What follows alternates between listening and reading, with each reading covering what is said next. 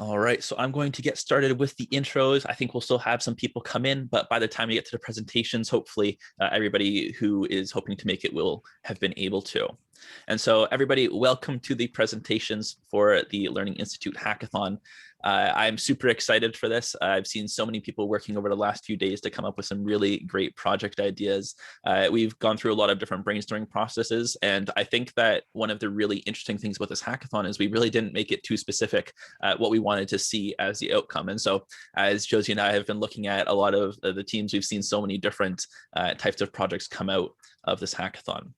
And so for anybody who is just dropping in and isn't too familiar with like the process of the hackathon and what has been going on, we've had several teams that are working together, or rather members of the teams are working together to come up with what we've deemed an intervention. And so the idea is that we want a project at the end of the hackathon that implements some idea that can be given to members of a particular challenge statement. And so, for example, we looked at a few different ones. We explored rural and remote youth. We explored immigrant and migrant youth, and we explored, I forget what the third one is right now. The oh yes, racism and injustice in this system. Yes, and so we've had a lot of different viewpoints on what these mean to the participants, and throughout the projects. We've gone through 3 different work sessions in which groups have worked together in different capacities, and we've come up with what I think are some pretty cool results. And so we're going to be showing these off today. Each team is going to have about 5 minutes to present. We'll leave a small little bit of question period from our judges so that they can ask anything that they're interested about in the projects. And so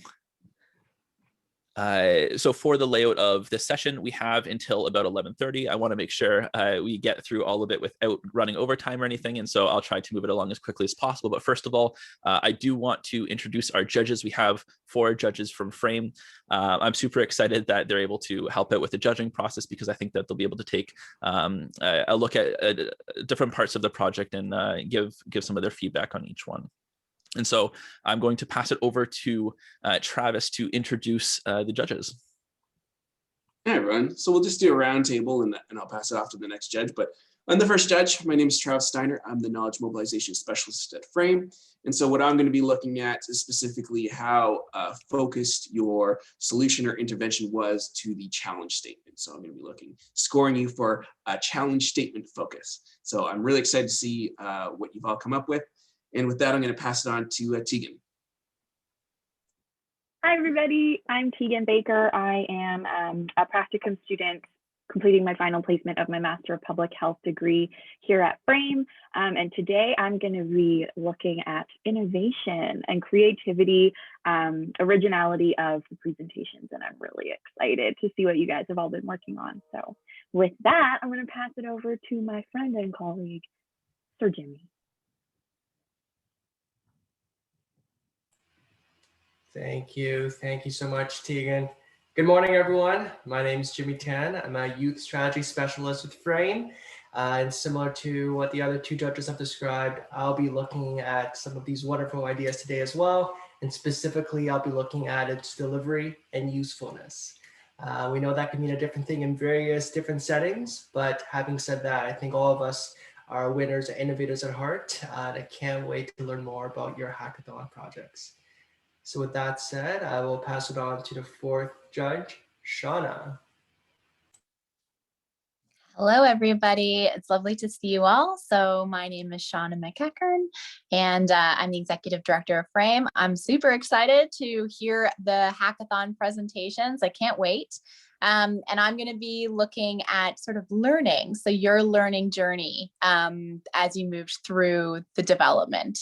So I'm really excited, like I said, and sounds like a good place to get started. So I'm going to pass it back over to Josie and Forrest.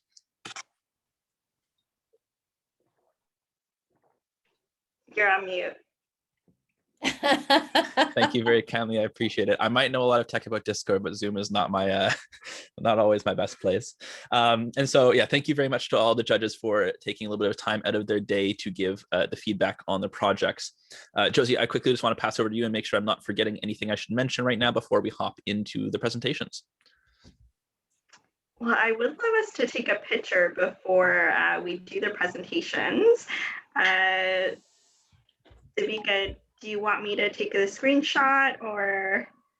I could take the screenshot. I just want to let everybody know that this is for Twitter. And if you don't feel comfortable, please feel free to like take off your camera or put like a teddy bear or something.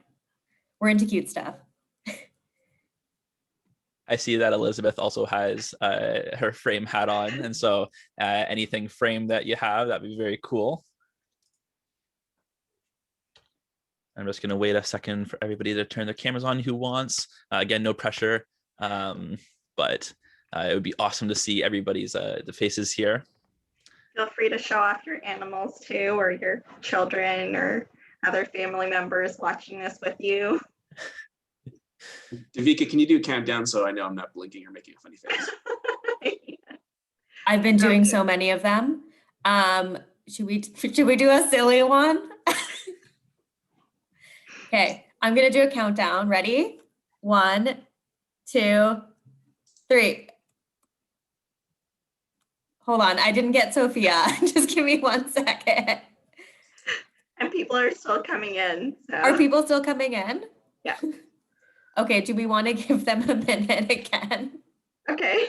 Okay, this is photo shoot 1. Hang on, like are we doing funny? Are we doing funny or like smiley? Whatever you want. I think we might have to just wait until more people like trickle in.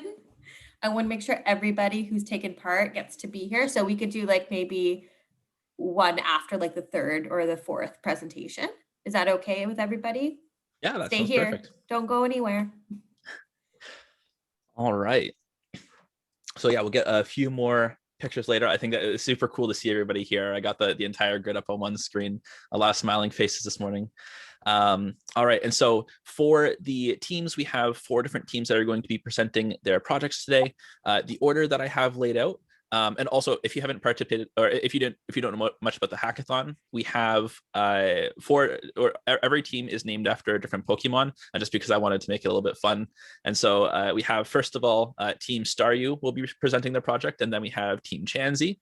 The 3rd team will be Team Cubone, and then 4th will be Team Tentacool. And so if anybody has any issues with the layout of that, feel free to just send me a message and I can try to sort it around or anything. So first off, do we have people from Team Staryu here?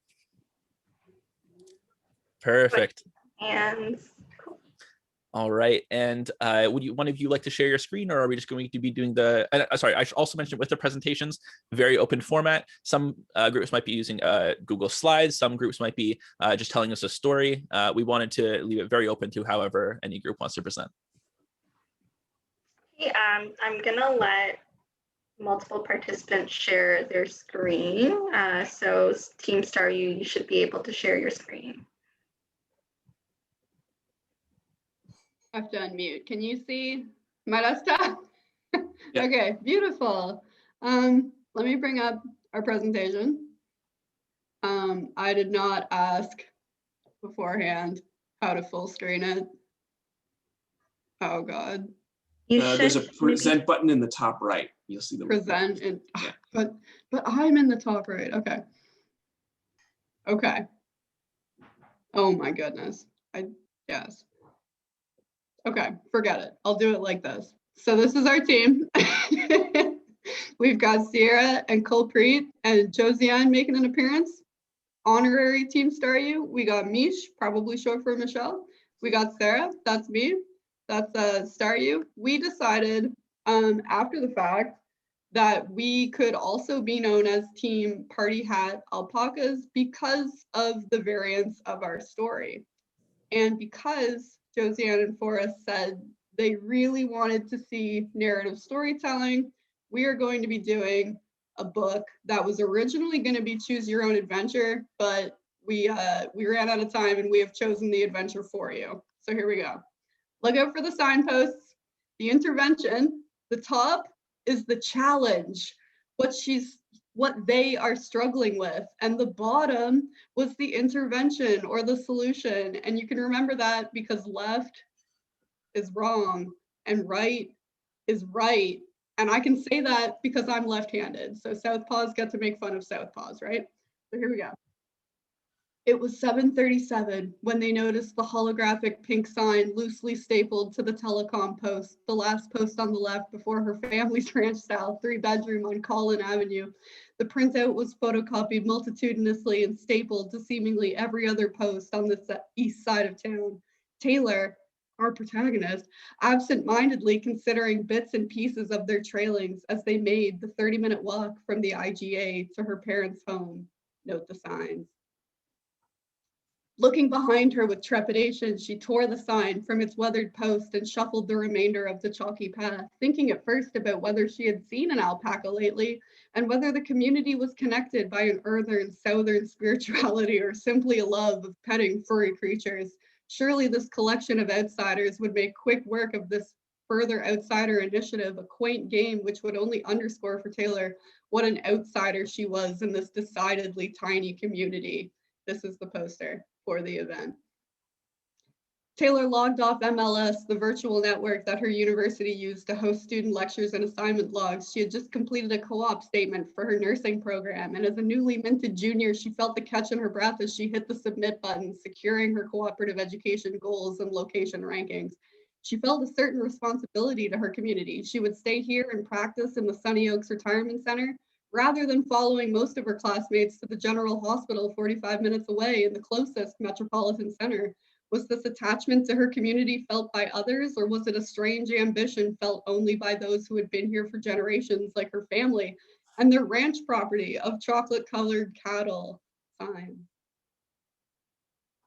The Shepherds had been an installation of this small rural area since the turn of the last century, which for much of this community was a commonality.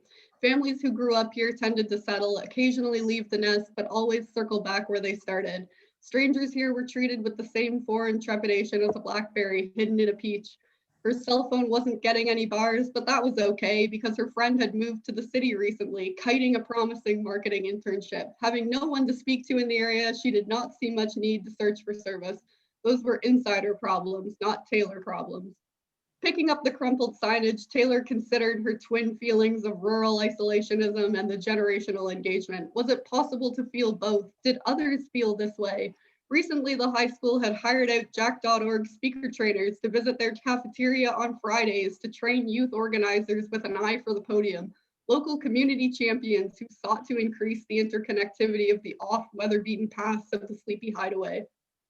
Blessed with sometimes serviceable internet connections, generational antagonisms, and the familial dynasties of farming and agriculture that often took precedence over a modern post-secondary education, this town was a great candidate for a Jack initiative. Something told Taylor they might be behind the wellness hoedown, outsiders implementing their savior services from on high and saving their already sustainable community. Don't worry, we're almost done.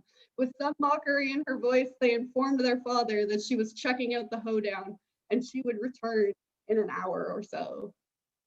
The fairy lights were corny, but the food was not. A hot steamed buffet of local vegetables and country-style sandwich cuts were on order. The pink signs had some effect on the skeptical townspeople, as it seemed over 75 people had come to complete a joint mockery of tonight's event, hosted by, as Taylor suspected, a Jack.org and their new recruits, community champions. As promised, there were goats for petting. There were alpacas for wooling, for scarves later donated to the Homeless Ark Collective. There were name tags for writing for the speed friending event. It seemed analogous to Taylor that she might already know everyone's name, but as she peered around the Wool Center, her community's largest single building, a veritable warehouse of woolery, she surprisingly recognized less than a dozen of the scattered 70 or so attendees. A particularly energetic Jack.org trainer took the makeshift stage, a weathered oak table, dressed appropriately in warm fairy lights, and welcomed the township to the collaborative wellness event, meant to harbor connection, community, and general well-being. Taylor scoffed audibly.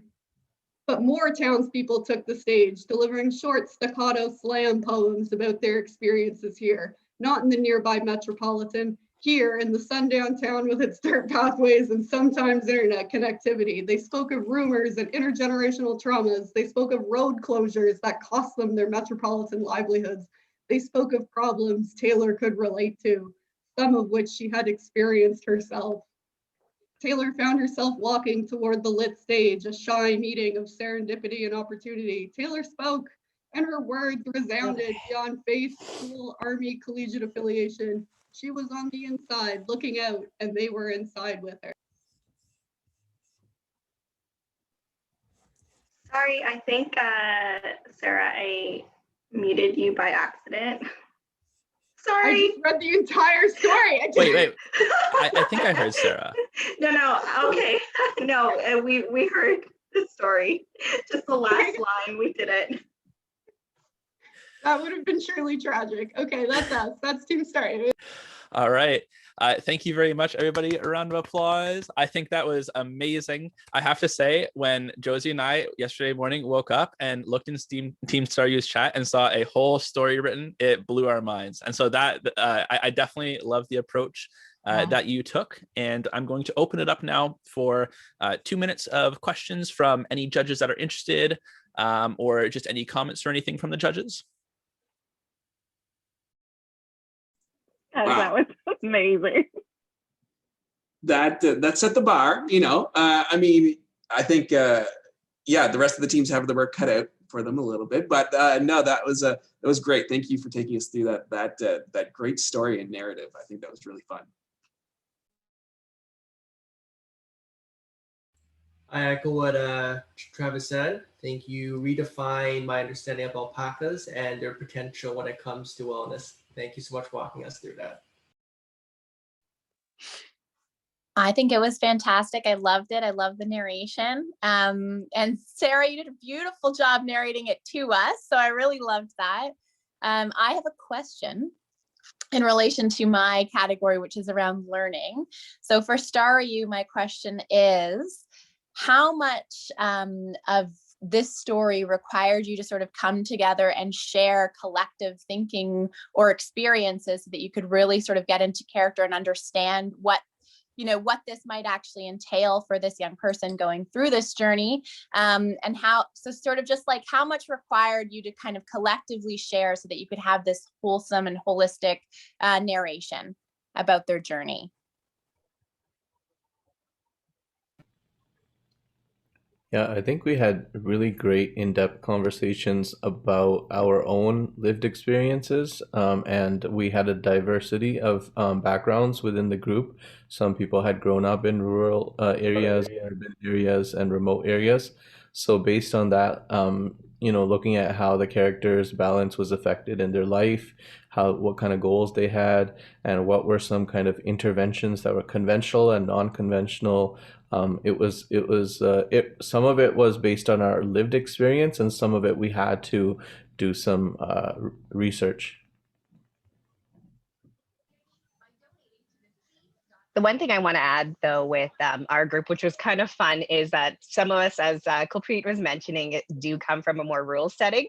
And so one of the things we really enjoy about the rural setting is the ability to be a little bit more creative in terms of services, because we don't really get necessarily the access, but there's a lot of opportunity within the things that already happen and the people that are already there to do things. But then even despite that, so for the other members that come from more of the city-based areas, they were still able to identify, some of the key things that would be challenges, or even just are things that would be support. So it wasn't even, despite us being from different backgrounds, I still found actually there was a lot of cohesiveness with the collaboration and understanding really what Taylor or anybody from rural setting might be going through. Yeah, if I could just bounce off that, I do a lot of like collaborative projects with people for professional development, but this one was actually quite enjoyable because everybody had kind of their own thing to bring into it.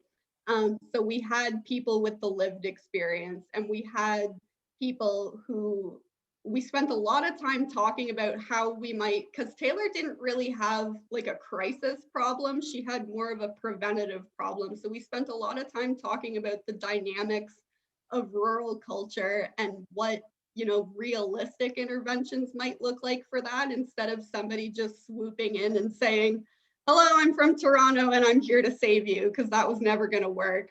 And the actual coming together, like we had people illustrating the story, we had the story writer, somebody had the great signposting idea to make what we were thinking about a little more obvious. So everybody was coming together in a really organic way to make something that I hope resonated with people. Awesome. Well, thank you very much, Team Staryu. I love a lot of these insights that we kind of hear about the dynamics of the hackathon. Now, to keep it moving along, make sure that we, again, don't run over time because we're getting a little bit close. I just want to move right on to Team Chansey. And so is there someone from Team Chansey who will be presenting? Oh, that'll be me. So I'm just going to share my screen. Perfect. So my name is Gabriella, and my team was Team Chansey, which consists of Darcy, Paige, and Maddie as well. So we had the statement of there is a need for mental health and substance use sectors to understand issues of systemic racism and injustice that exist within the system. So we had the scenario of Nimi, who is a rural child who came to a new school and who was suffering from intergenerational trauma. So they had a lot of difficulties with navigating the system, and they have a lot of hesitancy with engaging with traditional mental health kind of interventions. So our intervention was focused around forming and maintaining connections with home communities, cultural practices, and other youth through a remote way. So the intervention that we came up with was creating and running a Discord server for youth that was hosted by a rural integrated youth mental health space within an Indigenous community.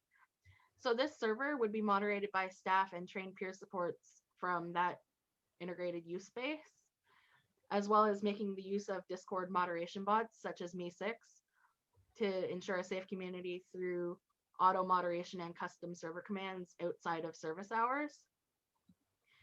So this Discord space would have channels for supporting and sharing, so peer support, as well as hosting live events to foster and maintain connections to their home communities and cultural practices and to other youth, as well as provide appropriate mental health education and resources using culturally informed knowledge.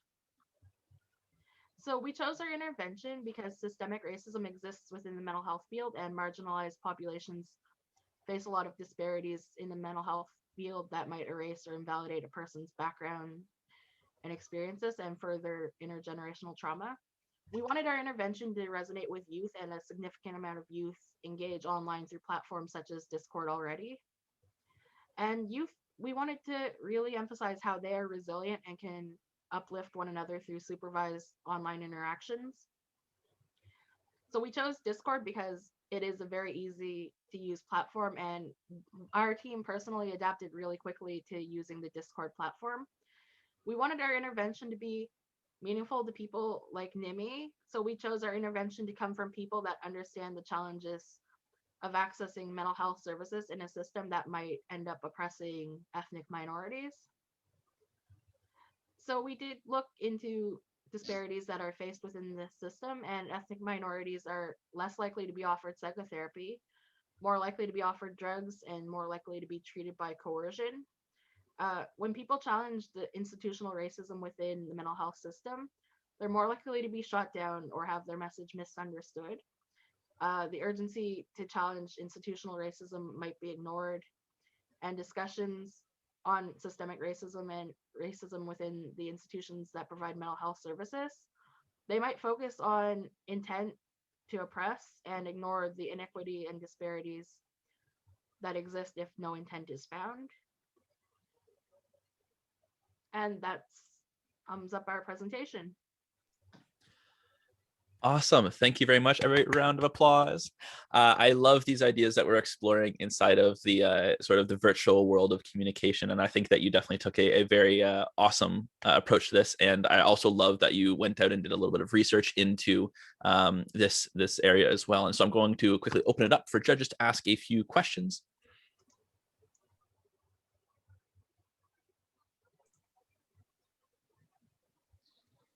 Yeah, I don't have any questions other than the fact that you used Discord was I think meeting youth where they're at, and I think a lot of the youth are already using Discord, for various purposes, usually gaming and stuff. But I think harnessing the power of it to really try to address these serious issues, I think is innovative in the sense of using a platform for something that maybe it wasn't initially designed for, but is great for using. So yeah, we took a bit of inspiration from the Woods Youth and how they adapted to services from their panel. They talked about using like WebEx and Zoom for their services, and I thought Discord would be amazing for providing services to youth. I echo what Travis said. Thank you so much, Team Chansey, for walking us through that wonderful idea. If anything, this hackathon is one example where we can look at unconventional ways to communicate. I really liked your last couple of slides where you talked about some of the conventional ways, how we can define that, which is a theme of this Learning Institute. And it sounds like Discord, technology, and various creative strategies can be a way to address very systemic rooted concerns within our system. And I applaud you for that.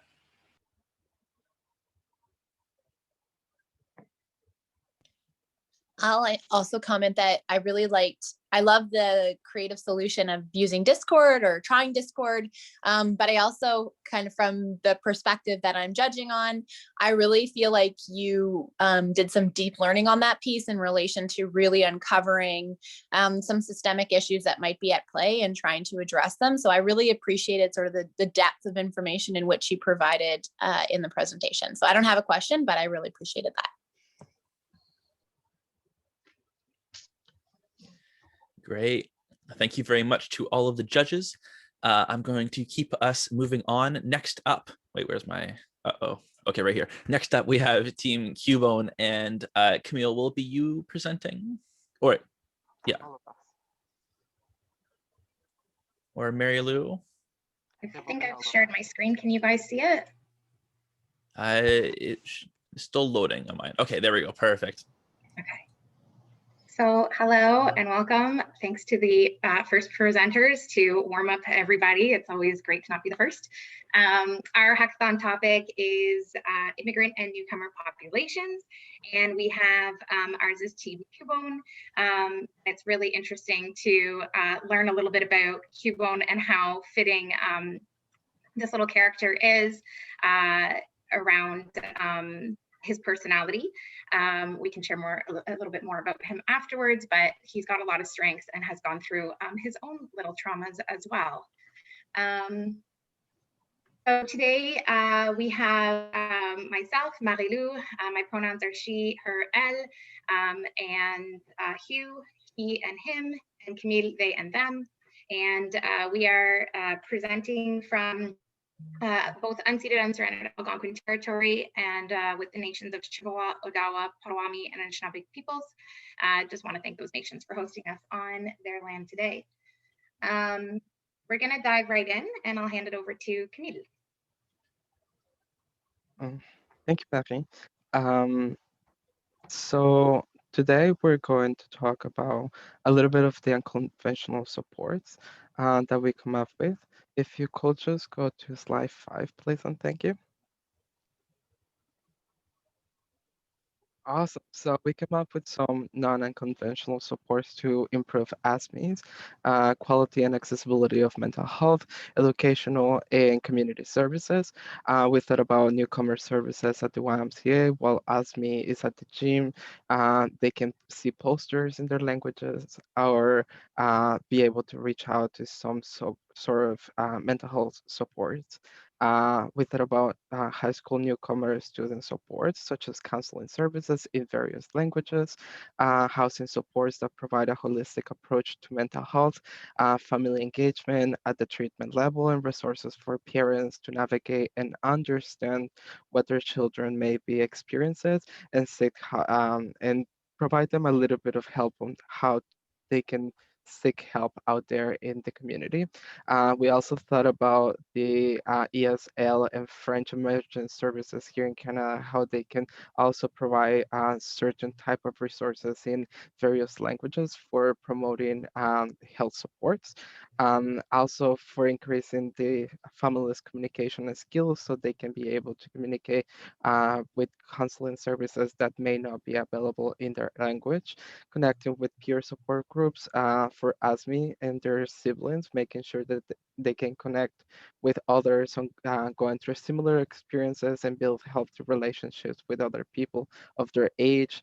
Also understanding the availability of scholarships, functionality, and processes that they can go through could be stress lifting factors and environmental factors that can impact the mental health of the family and the young person themselves, making sure that ASME knows that there are translation services or groups of people at universities, and these are at no cost. Often these groups of people that provide translation services are also students themselves, and they're just practicing their languages skills. So interacting with them, recognizing and locating counseling and support services within the community, they're available. One thing that we thought of is the concept of integrated services, but rather youth going to a location, the team will come to them. And this team will be clinical or community support and resources for everyone to ensure that ESME and their family can transition well into the post-secondary education dynamics, which is the case that they're going through and is increasing their symptoms of mental health challenges. Also bridging and connect supports and resources to ASME circle support so that everybody can be at the same level of understanding, can talk without the fear of a stigma and are able to support one another. We now know through multiple presentations through the Frayme Learning Institute that when people connect through others' similar experiences, it humanizes their struggles and it makes it easier for them to seek support. And also, last but not least, evidence-based practices supports the idea that involvement, practicing, and decreasing feelings of, practicing physical activities such as sport can decrease feelings of isolation and mental health challenges, symptoms, and it releases stress and boosts energy, reduces risks for major depression disorders, and prevent individuals from relapsing. In addition to this, ASME can connect with others of their age and practicing a sport without the need of verbal communication. Over to you, Hugh.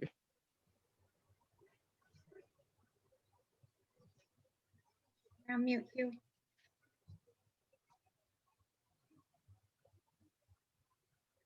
You're on mute, Hugh. Always helps. Thank you. Yeah, so we spoke quite a bit about things affecting balance for ASME. Being a teenager can be tough. However, imagining your parents not being able to work for a year due to delays in work visas, followed by their credentials not being recognized, filling out web applications for many services which are not in your native language, and feeling like an outsider in your new settled homeland, and feeling disconnected from your culture, and so much more. Scroll down to the next slide. Hey, sorry, I just want to hop in here. We are coming up pretty close to the 5 minutes, and so I just want to make sure that we can get through the last few slides a little bit more quickly, but then Sure. We're all good. So I'll just briefly summarize some of the barriers and things that someone might deal with in ASME's scenario. Having some mental health symptoms such as panic attacks, being, like we said, socially isolated, not having many friends and connections, concerns about applying to university, how to pay for it, being able to kind of understand in terms of symptoms and how to express them, and we also put immigrant guilt here, and an experience of discrimination, stigma. can move on to the next slide there. For the sake of time, if we're down to a couple minutes, you guys want to go to the intervention? Sure. Okay.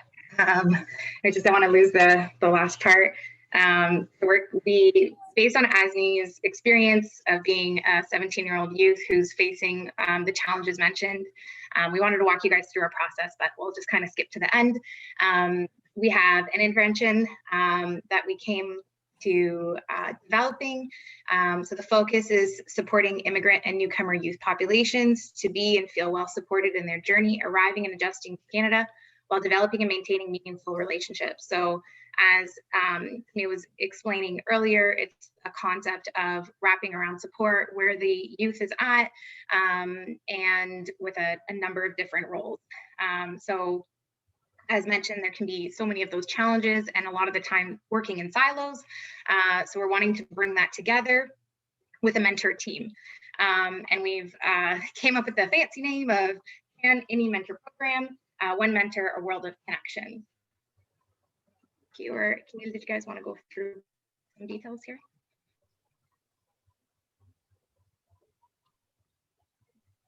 I'm just going to go to my screen and I can't read one part here.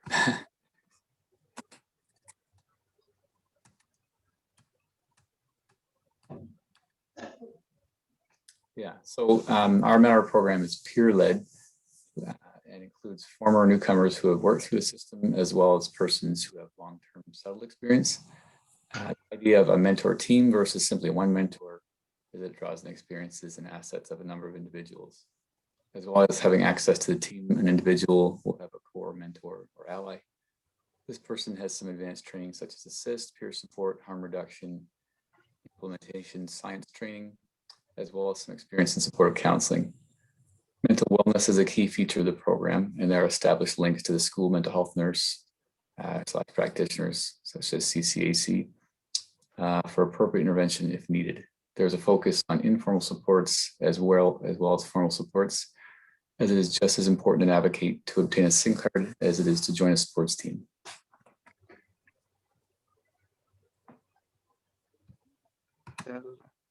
Yep, now the rest of the story. We know that Asmi's teacher introduced them to a student from the peer mentorship program, and we noticed that they appear to be a little bit disconnected socially. In the group, Asmi discovered that there were a couple of other students who were poised to apply for university, and they learned several scholarships, including one to RBC. After some time, Asmi felt comfortable speaking about their mental health, as well felt that they will benefit from a referral to school mental health nurse. A couple of mentors convinced Asmi to try out the senior soccer team. They had spoken about playing back to home, and as for Asmi's family, they have been a good support and felt heard and brought into the loop of the core ally. A connection was made with the mental health nurse, and family appreciated the holistic approach and supports that through their namesake, as they reflected the personal strength of being determined, purposely, and resolute, and as strong, just as Cuban it is, and as Marie has shared. And Marie looked great and an awesome poster. Like they can share with you. They can share with you. Sure. So based off of the work that we were provided to learn about ASME, we just wanted to develop something that would be able to be shared with others as the program is shared. So just for the sake of time, what you see here at the very bottom is the concept. So you've got your core member in yellow, so that would be ASME, with a main mentor member, which is the person in purple, and that person is the main connect, really developing that rapport and relationship with ASME, and then connecting back to the volunteers of the program, so the other mentors, and then as well as the family and friends, and they're all wrapping around ASME. And then just based on the navigating the maze, we've added the navigating it together, and then you can see ASME working through all these different areas of life with their main mentor and then the other volunteers. Hello. Could I ask you?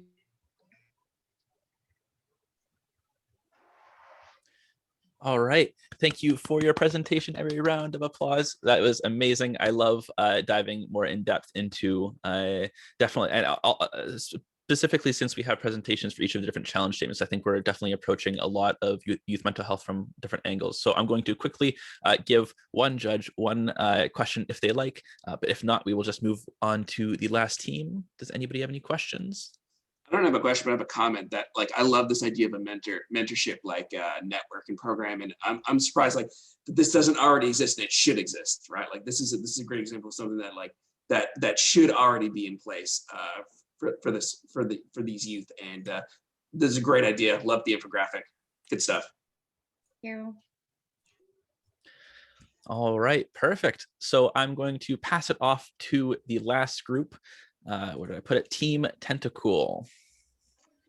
Okay, sounds good. I'm just going to share my screen here. Can everybody see that? Not yet. Nope. Oh, looks like it's loading now. Oh, we're good to go. Okay, great. So, welcome everyone. This is Team Tentacool, and we present Coffee House, weekly groups for getting the support that you need. Oops. So this is designed by youth with lived experience. This is our team: Ali, Chloe, Naripa, myself, and Quace, and we're all graphic designers for this purpose. And you can see our pronouns. So Taylor is our persona. Taylor is a 21-year-old nursing student who is experiencing a lot of stress because they're in school. And, you know, as we heard from presentations yesterday at our concurrent sessions, there's been an increase in the number of post-secondary students reaching out for mental health and other types of support online and through various measures. So Taylor specifically is struggling with coming out at work in Cottenham Island, which is a rural area near Pembroke in Ontario. Taylor is feeling isolated, feels like they're the only one in their town who's currently going through this, is worried about attitudes in their community. So Taylor has heard rude comments made by some in their community.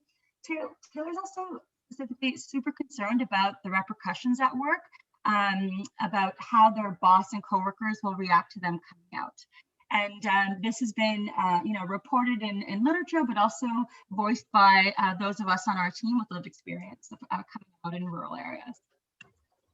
So, you know, earlier this year, Ontario announced several millions in support for post-secondary students to access virtual and in-person mental health supports. So using that, there's been this platform that was basically what was used to create this platform, this app.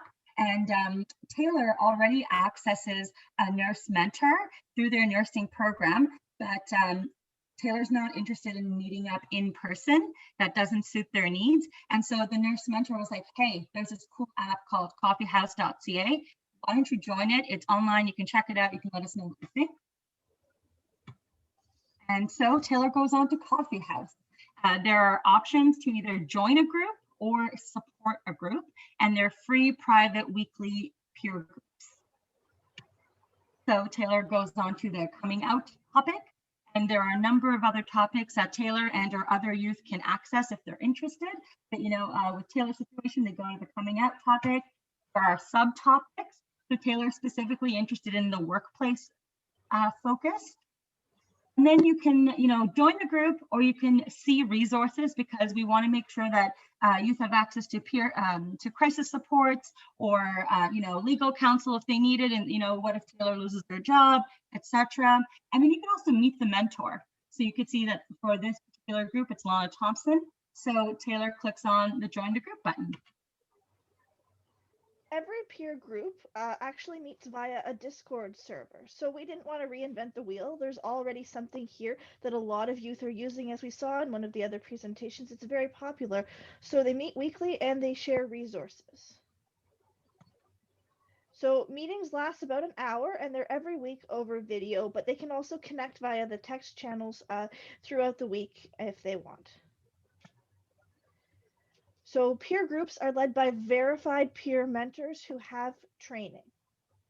This way people know they're safe and they're more comfortable. So Taylor, after accessing the Coffee House support group, is feeling supported. They might be the only one they know of in their town that's coming out as non-binary, but they feel supported by their online community. They felt it was okay to come out in the workplace, and they actually received a bit of support. And now they're a mentor with Coffee House, helping other youth, helping to support other rural non-binary youth. They're active and participating in their community. Taylor feels like they don't need to hide who they are, and they know when they're safe to challenge attitudes. And the Coffee House platform is extremely sustainable and easy to run because it's not taking care of video infrastructure or anything like that. It's just about getting the people connected to their groups and verifying the peer mentors. So organizations that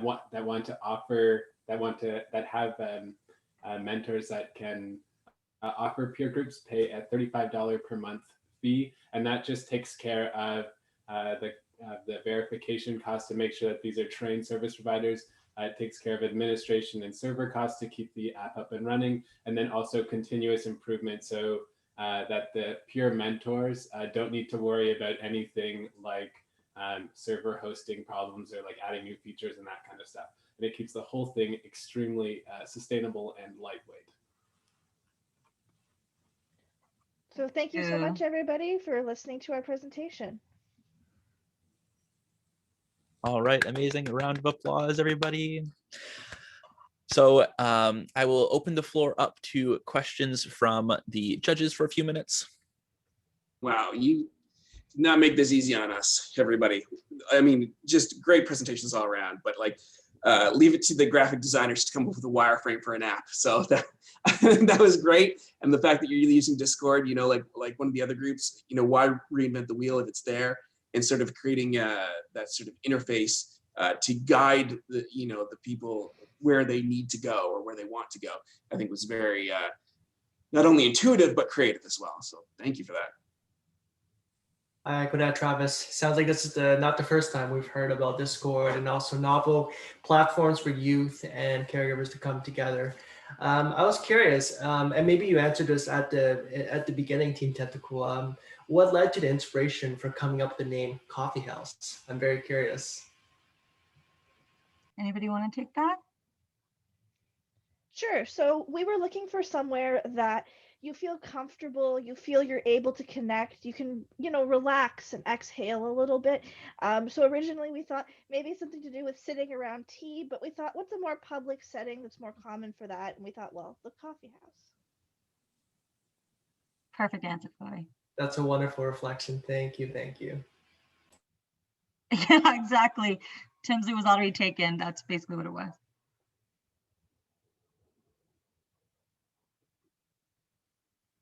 We can also actually buy that name, but we would need over $1,000 investment. So no, that coffee house is actually not taken, and we could actually buy that. We would just need someone to give us a little investment to start us off, you know? Which is surprising because coffee house, it seems pretty like, you know, generic. Yeah, it's coffeehouse.ca that's not taken. So in Canada. Mm. All right. Oh, Shauna, if you have something you'd like to add. I don't have a question. I was just going to weigh in and say that I really liked the presentation, and I love that coffee house concept. So yeah, no questions, but just really appreciated it. Awesome. Perfect. So everybody, thank you so much to all the presenters for showing us everything that you've worked on over the last few days. I think that as Travis mentioned, the judges are not going to have an easy time. I think luckily they're each doing one category, and so they can make it super fair across all of the projects.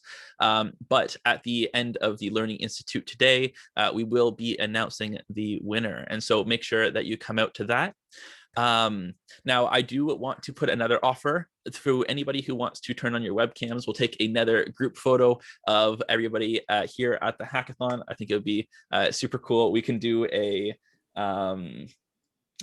proper photo, and then we can do a silly photo. And so I think if we can get everybody who, of course, no pressure if you don't want to put your webcam on, but I think it'd be really great to see as many people as we can. And so I will let Devika handle the screenshots, and then I assume that she's taking screenshots right now. So I'll say, everybody do a super serious one. All right, perfect. I think that was enough time. Okay, now we'll do a super happy one. Okay, ready? 1, 2, 3. Happy. And then finally, as promised, we'll do a silly one. And so everybody do whatever you like. Okay, perfect. All right, awesome. And actually, we're recording this, so I don't know why we were trying to pause every single time. We can just pull out the frames. So everything is stored. All right. So again, thank you for all the teams. It's been really great working with you over the last few days. I just want to make sure, Josiane, is there anything else that we need to mention at the end here? No, just I'm very appreciative of all the storytelling that was done today. This is an idea that we thought of, like Forrest and I thought of a few days ago around like the storytelling piece, and all of you really like brought your storytelling. And I'm just so grateful, and like thank you so much for all the ideas and all the very innovative and thinking out of the box ideas. And I think another thing I want to add to that is I'm incredibly grateful for everybody going out of their way, learning new technologies, coming to something that is very intimidating and trying out something new, and everything that you brought to the table, everybody that you meet. I think one of the really big things about hackathons is it's not always about the final product that you make at the hackathon, but it's about the people that you meet, and it's about the ideas that you can take forward later. And so I think a lot of what we've seen through the interventions that were presented are some ideas that can be implemented in a lot of different places. And so whether you were one of the hackathon participants or whether you just came to the presentations and saw some of these ideas, I think that we can definitely be excited for the things that will come of this. And then I also hope that in the future, events like this can be run again, because I think that it's a really great way for people to be able to come out into a community and share their ideas, be creative in ways that you might not be able to in your normal work life or within school. And so that being said, again, thank you, everybody. I really appreciate my first non-tech hackathon going this amazingly. Of course, there was a lot of stuff we had to change the first day, but I think that we came out with some really awesome results. Forrest and Josie, I have a quick question. How long will the Discord and the Notion documents be live and available for all the hackers to like revisit or even chat with one another? Yeah, that's a really good question. So for myself, I'm a very, very big advocate of open source development. And so I think one of my big ideas is that I want not only all of the documentation that I've created to be free to anybody to use, but also if anybody is looking at using it for their own projects, they can take it forward and do anything that they like with it. So for the Hacker Handbook, feel free to use it and share it as much as you see fit. And if you have, I would love you to reach out to me if there's anything that you'd like to discuss based on how I ran certain parts of it. I think that since I'm coming from a technical perspective, there's a lot of things that overlap in a very weird Venn diagram in this context. And so that's for everything within the Notion documents. I'll try to make that as accessible as possible to anybody interested. But then also with the Discord, what's been really cool over the last few days is that we haven't just seen participants for the hackathon come into the Discord server, but also a lot of other people attending the Learning Institute and maybe friends of friends of participants. And so I think that it would be really great to leave this forum open for people who want to be able to discuss stuff in the future and have some type of common hub to come to. Now, that being said, I cannot speak on the behalf of Frayme, but I am more than happy to keep this this type of server alive for anybody of whom it could be used. I just want to quickly jump in here. In terms of the announcement of the winners, all of us are winners here. That will happen during the closing plenary. Just an FYI for those who are going to stick around until the end of the day. And if everybody would like to give a big clap for us and Josie for doing an amazing job hosting this, snaps, claps, any emoji that you want. Yeah, I just want to say a big thank you, big shout out to both of you. This has been amazing. I've been watching in the background unfold, and it's just incredible. Thank you so much. Thank you. Thank you.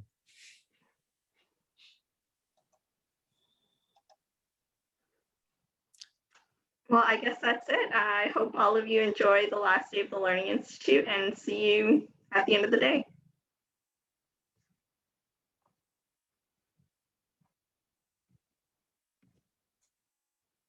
And I am going to stop recording. And we're